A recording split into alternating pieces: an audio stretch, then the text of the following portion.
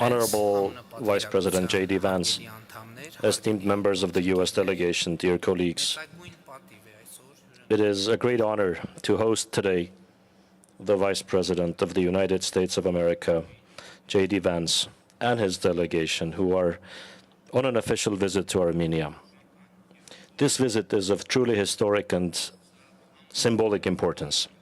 This is the first visit by a U.S. Vice President to the Republic of Armenia. It takes place in the context of unprecedented realities of establishing peace and stability in the South Caucasus. It reflects the depth of the strong and strategic partnership forged between the Republic of Armenia and the United States of America. Dear Mr. Vice President, our first meeting at the White House on February 7, 2025, had great importance for the events that subsequently unfolded. Taking this opportunity, I would like to once again express the gratitude of the government of the Republic of Armenia to the President of the United States of America, Mr. Donald Trump, and also to you for organizing the Washington Peace Summit on August 8, 2025, through which we gave a strong boost to Armenia-US bilateral relations. And with the personal involvement of President Trump, we established peace between Armenia and Azerbaijan. After the Washington Peace Summit, President Aliyev and I nominated President Trump for the Nobel Peace Prize through a joint letter, and I have great hope that the President will rightfully receive this award in 2026, the Nobel Peace Prize. Vice President JD Vance's visit is a crucial step in institutionalizing peace and expanding the Armenia-US strategic partnership. I presented to Mr. Vance the positive processes underway in the South Caucasus, as well as the details of the discussions that took place a few days ago in Abu Dhabi between me and the President of Azerbaijan. The discussions were aimed at potential new steps for strengthening peace between our two countries. On this occasion, I also reaffirmed Armenia's commitment to supporting the peace and peacekeeping mission of the U.S. government, including the activities of the Board of Peace, the charter of which I had the honor of signing on January 22 this year during the official ceremony in Davos. I would also like to note that I have received and gladly accepted President Trump's invitation to participate in the inaugural meeting of the Board of Peace on February 19.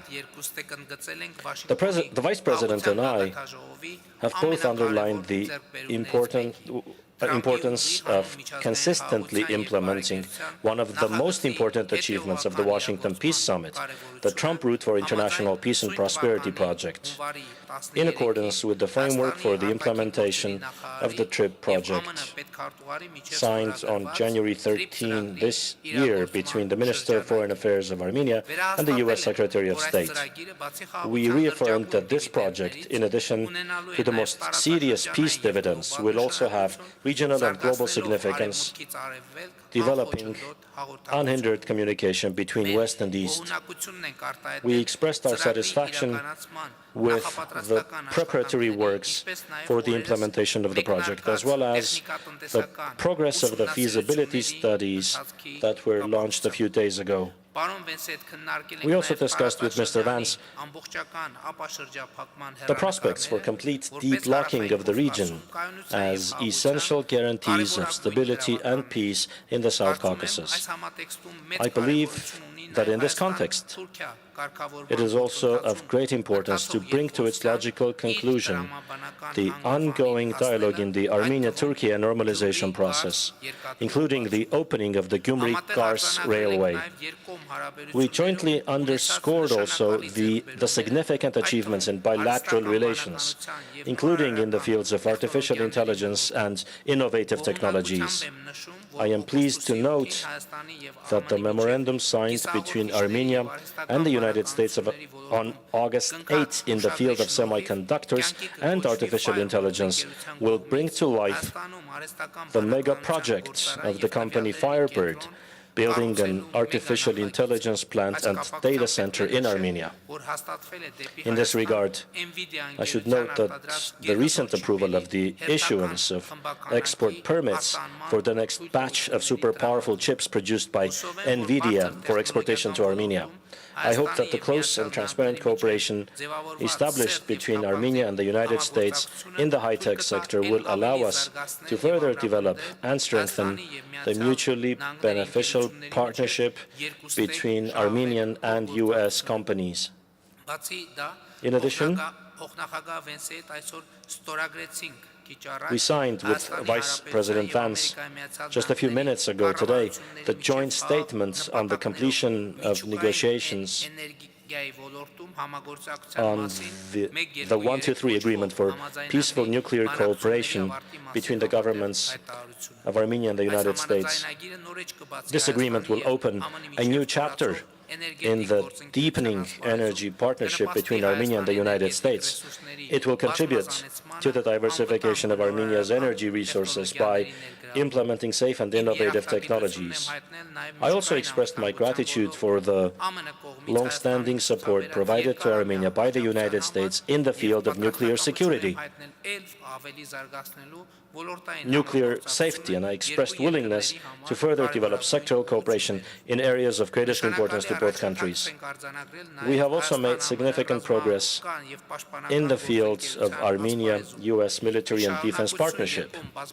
In continuation of the bilateral long-standing security cooperation and the Eagle Partnership military exercises ongoing for 3 consecutive years now, Armenia acquired from the United States VBAT unmanned aerial vehicles, the effectiveness of which has been proven through extensive use experience and which will significantly contribute to strengthening our defense capabilities.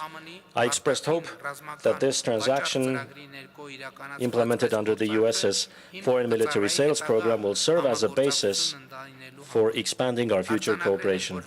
We noted that Armenia and the United States are committed to developing a mutually beneficial partnership in securing the extraction and supply chains of critical minerals and rare earths.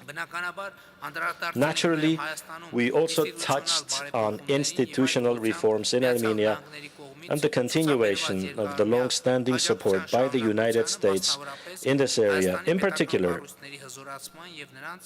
aspects of strengthening the state structures of Armenia and developing their capacity. In relation to this, I highlighted the importance of support provided to Armenia for capacity development under the Crossroads of Peace program. We both emphasized that relations between Armenia and the United States are stronger today than ever, and we expressed our commitment to further develop them for the benefit of our peoples. Honorable Vice President, I would like to once again welcome you, your wife, the esteemed Usha Vance, and your beautiful family. I say to you, Bari Galust Hayastan, welcome to Armenia, and express our gratitude for your commitment to further developing the strong ties between Armenia and the United States, and for your personal contribution. Thank you. Well, thank you, Mr. Prime Minister. It's great to be here in Armenia, and I'm especially grateful that you described the Second Lady as the esteemed Usha Vance. You won me some brownie points there, though I think she's going to expect me to call her the esteemed Usha Vance in the future, so you created expectations too. This is a beautiful country, a country that the President of the United States is very proud to partner with, that the President of the United States is very proud to have a great relationship with, and I know that President Trump sends his best regards both to you personally, but also to the people of Armenia. And what President Trump and the Prime Minister have accomplished together is really visionary. Peace is not made by cautious people. Peace is not made by people who are too focused on the past. Peace is made by people who are focused on the future. And because the Prime Minister made such great progress and has had such a great relationship with both me and the President of the United States, we're not just making peace for Armenia, we're also creating real prosperity for Armenia and the United States together. So much of the great economic cooperation that we want to announce today would not have been possible without your leadership, without the peace that you committed your country to, and without, of course, the President of the United States' leadership. And so I'm grateful for all of those things, because I really do believe that tonight marks a new beginning for Armenia and the United States and the partnership that our country can have together. Now, I want to announce a few things, and the Prime Minister announced a few of them, but I want to reiterate what we've done here and what we're going to continue to work on together. So first of all, he mentioned this incredible tech deal. The United States was proud to issue a number of export licenses for the sale of high-powered NVIDIA chips. Now, what does that mean? That means new markets for American workers and for American businesses, but it also means greater prosperity for the people of Armenia. These are chips that simply do not exist in most countries in the world. They are now going to be developed, and the data centers using those chips are going to be built, and in fact are already being built because of the Prime Minister's leadership, and we're very happy to partner on that. It will mean great things for American workers, and I think great things for the people of Armenia as well. We're also very proud to announce that our nations have completed negotiations on a 1-2-3 civil nuclear cooperation agreement. Now, once that is completely stood up, it'll pave the way for American and Armenian companies to strike deals on civil nuclear projects. That means up to $5 billion in initial U.S. exports, plus an additional $4 billion in long-term support through fuel and maintenance contracts. This is the classic win-win for both Armenia and the United States of America. It means stronger energy security for my own country, and it also, I think, means stronger energy security for Armenia, and it's also going to create a lot of new jobs back home in the United States. It means small modular reactors. American technology is going to be coming to this country, and again, it's one of the few countries where we feel confident enough to invest at this level, to send this kind of technology, and it's happening because of the Prime Minister's leadership. I'm also very proud to talk about the TRIP Enterprise Fund. I think most of you here are familiar with TRIP, with the historic transformation that it's going to bring to the region, but let me say a couple of additional things. It is going to open up a whole new world of trade, transit, and energy flows in this region of the world, and it will create unprecedented connections between Armenia and its neighbors. Now, that is great for the prosperity of the people of Armenia, but it is also great for the enduring project of peace, because when you create these interconnected economies, energy sectors, and so forth, it means that this region can have an enduring peace. We don't just want to make peace with the Prime Minister and the President's leadership. We also want to make sure that that peace endures, and that is something that we are accomplishing here today. A couple of other things that I want to announce. There's a lot. This is a busy agenda here, and we're very proud of it. The TRIP Fund, what it will do is means that a lot of private capital is going to flow into building railroads, into building pipelines, and again, to building the interconnectedness that will create real prosperity for the region, but also allow the peace agreement to stick. I also was very happy with the Prime Minister just a couple of minutes ago to see some of the new drone technology that we will be selling to Armenia. As President Trump knows very well, the very best way to ensure that you have peace is to establish real deterrence. And the best way to establish real deterrence is with the best military technology in the world, and the United States has that. And for the first time, we are announcing a major sale of military technology, $11 million in surveillance drone technology to the Armenians and to our good friend, the Prime Minister. He's going to use that to secure his country and to make sure that the peace that we're creating sticks. That means for the United States, more jobs and more investment in our own defense technology sector. So let me just close here by saying that what's happening here today is truly historic. I am proud to be the first Vice President of the United States to visit this beautiful country. I'm very excited to get to see a little bit of it tomorrow. I'm very excited about the dinner that we're going to have. And I know that I'm the last thing standing between that dinner, so I'll try to speak very fast here over the closing couple of minutes. But this is one of the oldest Christian countries in the entire world, a true bedrock of Christian civilization and culture. As a devout Christian myself, I know the meaning of this country to the entire world and to the religion that the Prime Minister and I share. So to the people of Armenia and the great Prime Minister, I want to thank you for your partnership. President Trump is committed to this partnership, and so am I, and we're thrilled to be here to take the next step. God bless you. And I know now we'll take a couple of questions. Maybe Prime Minister, you can start. Մեծարգո պարոն վարչապետ, մեծարգո պարոն փոխնախագահ, հարգելի ներկաներ, այժմ մենք բացում ենք հարթակը հարցերի համար։ We now open the floor for questions. 2 questions from each side. Now we will open the floor for the questions. 2 questions from the representative of United States media and 2 from Armenia.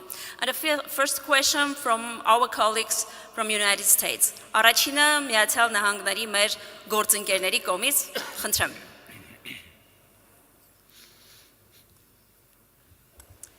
Mr. Prime Minister, can you let us know if in your conversations you discussed Iran and the situation in the region and what the goals and objectives would be of the United States and Armenia given the recent diplomatic efforts?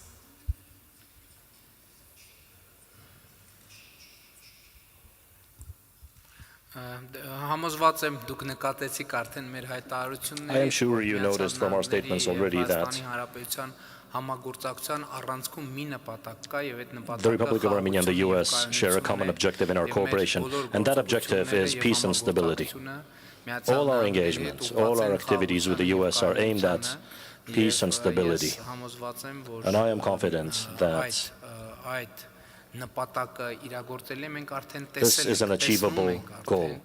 We are seeing now, and I had the opportunity of saying this in my opening speech, in the bilateral meeting, that it's very important to note that the peace that was declared on August 8, 2025 is now happening in reality on the ground. It is taking shape. And allow me to say that the cooperation between Armenia and the United States is a cooperation that brings peace, and so it will be always. Thank you. Next question. From Armenian side. Public TV, Irina Makarchan. Mr. Vice President, my question is for you. Mr. Vice President, although you did refer to the TRIP project in your speech, but I would like to ask you for some details. How would you assess current progress? How much investment is expected or planned to be made by the U.S. in the project, and what economic benefits do you expect of this project? Thank you. Well, in terms of the amount of investment, we've talked to a number of partners in the region, but also across the world who are very interested in it. They think that it's a very fertile investment opportunity. We actually spent a fair amount of time talking today about how we can make things go faster. I think the Prime Minister wants things to go as fast as possible because, again, this interconnectedness, this economic development is good for prosperity, but it's also good for peace.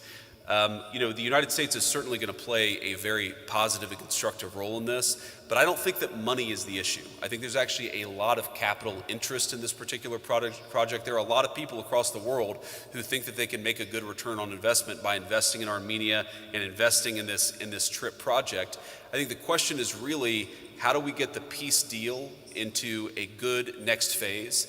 How do we keep the Prime Minister in a good place where he can start to focus on the future? I know he has an election coming up. I won't talk about that, but to the extent my endorsement means anything, he certainly has it, because this is a guy who can build the long-term partnership to make this kind of a thing stick. This has not happened overnight, but I think we've already made great progress in just the months since August 8th. Thank you. The next question. Next questions from the colleagues from the United States. Thank you. Mr. Vice President, on the Iran negotiations, would the U.S. allow limited uranium enrichment, or is no enrichment whatsoever a red line in negotiations? Well, I think the president's going to make the ultimate determination about where we draw the red lines in the negotiations. If you go back to the original negotiation that happened between us and the Iranians, the president was trying very, very hard to actually strike a constructive deal that would have been good for the United States. But frankly, the entire administration agreed if the Iranians were smart enough to have made that agreement, then it would have been good for them too. We're obviously much more focused tonight on the issues related to U.S.-Armenia cooperation, but I'll let the President speak to exactly where he wants to set the lines of negotiation. As you guys know, he typically does that privately. He doesn't announce what he's going to do in a negotiation because he thinks that it constrains him in private. He's going to have, I think, a lot of good conversations with his team and with others in the days and weeks to come. I'll let the President set the terms of those negotiations, but with all due respect to our friends in the media, I think the President is going to preserve decisional space for himself, and that means not revealing too many of his cards publicly. I have one more follow-up on the Go Iran ahead. negotiations. Has the violent crackdown of protesters in Iran been part of those negotiations? Does the U.S. Want to push for any kind of human rights assurances to be part of a deal? Well, I think as the President has said publicly, it's already very much been part of the negotiations that we've had. It's one of the things the President made a very strong demand is that there were prisoners who were going to be executed. The crackdown was, of course, very brutal and violent. And as the President, the entire administration has said, we stand with the people of Iran. We stand with the right of peaceful protest across the world, and certainly people who want to exercise that right in Iran. But absolutely, the President has made that part of the conversations that he's had, not just with the Iranians, but with people all across the region. I'm sure that will continue. Եվ հաջորդ հարցը հայկական կողմից, and another question from Armenian side. Thank you. Armen Press News Agency, Anna Kazirian. Mr. Prime Minister, you said in your statement, after the document signed on August 8, up to now, how much work has been done. And you also generally explained the areas in which we should have expectations in the future. Generally, could you please assess the current level of Armenia-US relations, the current progress of activities, and in the near future, what specifically should we expect? Well, I think this site underlines the level of current relations between Armenia and the US. Our current level of relations is higher than ever, but it's important, as we underscored with the Vice President, the great potential for further developing our relations. Indeed, we are at the highest point today.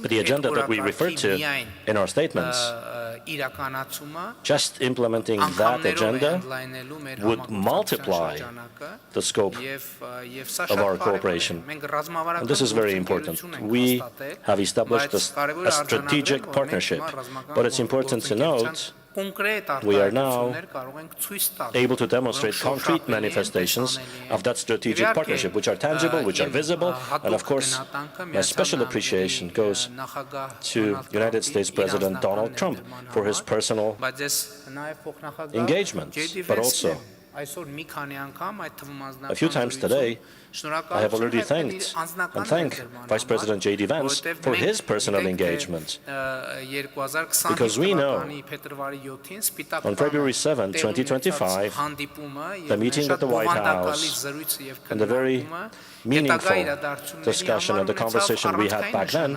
was pivotal for the subsequent events. And I expressed special gratitude to the Vice President, because during those days when we were having that meeting, how can I put this correctly? The White House was still transforming.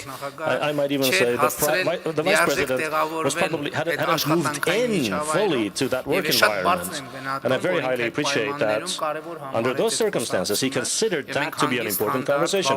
So calmly, quietly, for quite a long time, and we thoroughly discussed the opportunities and the agenda that could reach us to today's point.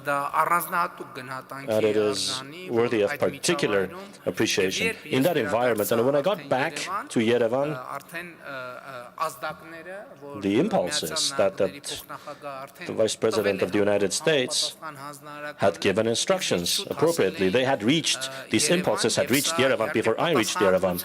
And it is a sign of a particular manifestation of responsibility and professionalism, for which, of course, I express my words of appreciation and my token of respect to the Vice President. Thank you for the questions, Excellencies. Thank you for the responses. Thank you, Your Excellencies. Thank you. Good night, everyone. Mr. Vice President, to be clear on Iran, are military strikes still on the table?